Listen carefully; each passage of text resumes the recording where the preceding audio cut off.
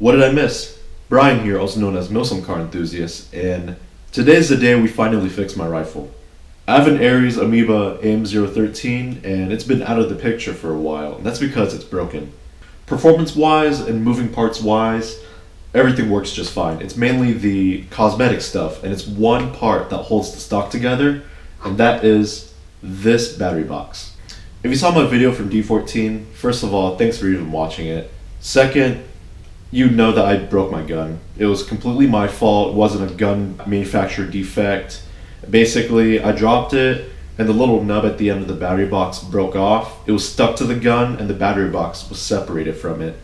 And it made it to the point where I couldn't really use it, and I had to jerry-rig it with some tape to make a little spacer to compensate for this gaping hole and to make it work again, which it did work, and I knew it wasn't gonna last forever. So I got in contact with Ares myself, and they hooked it up big time. So I had a parts diagram with the stock blown out, and every part had a different serial number to it. This is the new battery box, and it was pretty cool of them to send it to me with no problem. But there was an upside and downside. Upside is, I was able to contact through Ares, and I got it. But on the downside is, it was overseas. It came from Hong Kong, and I had to wait about a month for it to come in. But at least I didn't have to get a new gun or a parts gun just for this battery box. Otherwise, I would have had extra parts just laying around, and it'd be a complete mess. So without further ado, let's fix my rifle.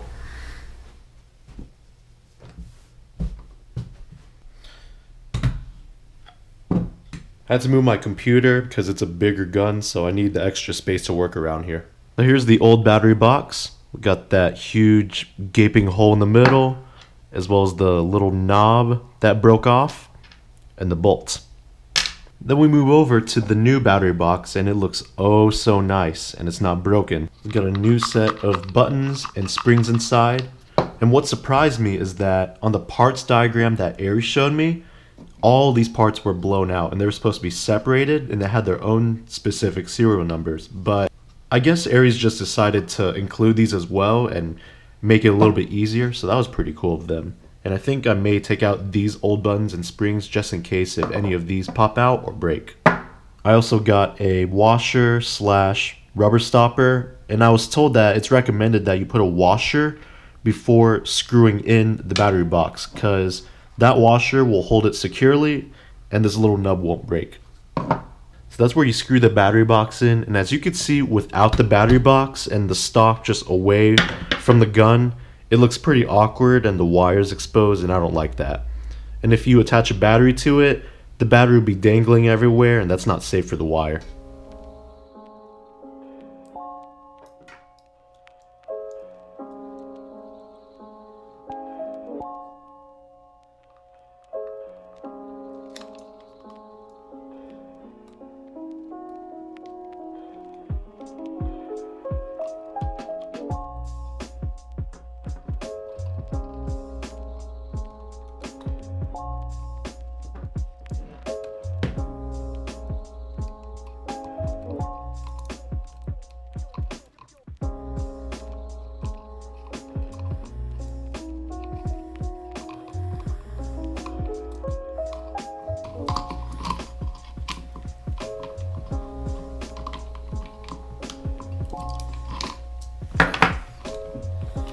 Yeah, that is not going anywhere.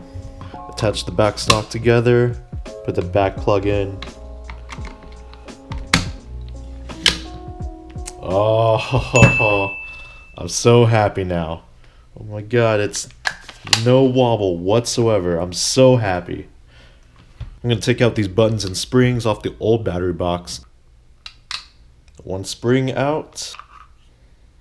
There's a second spring.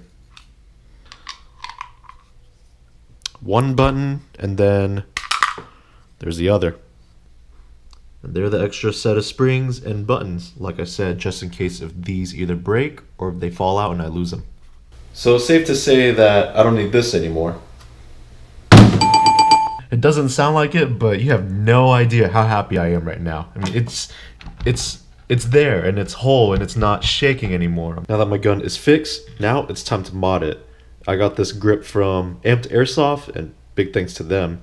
and it's time that I change this grip to this one with a beaver tail on it. This one has a little more meat to it, or rubber actually. And even though it's not attached to the gun, I can already tell this feels a lot more comfortable. I wanted to change this grip for a while because this just feels awkward. It looks fine, but whenever you hold it, it just feels awkward. You got that extra space, the grip feels very thin, and I just don't like it.